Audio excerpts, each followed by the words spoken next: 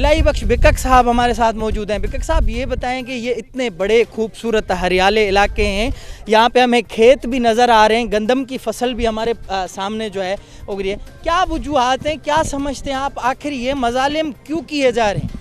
Sir, आपने जो खेत हरियालियों की बात की, आपको पता होना चाहिए कि इस मुल्क के वजूद में आने से पहले पूरा मलिर सरसब्ज, मलिर का मकसद है सरसब्ज इलाका।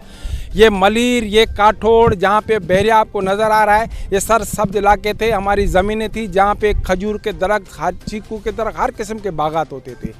आज हमें अक़लियत में करने के लिए यहाँ नया इसराइल, देखें, मैं पहले बार बार आपको कह चुका हूँ और मैं ये पूरे अपने कौम को और लोगों को बताना चाहता हूँ कि भाई इस बात को समझो, ये बहरिया टाउन, ये मलिक रियाज, ये सोचे समझौते के तहत यहाँ पे लोगों को अक़लियत में करने के लिए नया इसराइल, हमारे जजीरे भी इन लोगों ने कब्जे किए। देखो, ये गोट जो है ये आज से सैकड़ों साल पुराना है, हज़ारों साल पुराने में गोट है। ये हमारी धरती, हमारी ज़मीन है। आज 8 साल हो गए मुसलसल हम इसके खिलाफ जद्दोजहद कर रहे हैं। आप हमारे साथ आए हो कि कहाँ से लेके कहाँ तक, कितने किलोमीटर तक आप गाड़ी में चले हो, ये टोटल ज़मीन उस बहरिया टाउन के कब्ज़े में है। यहाँ से लेके जामशोरो तक इसका मंसूबा है।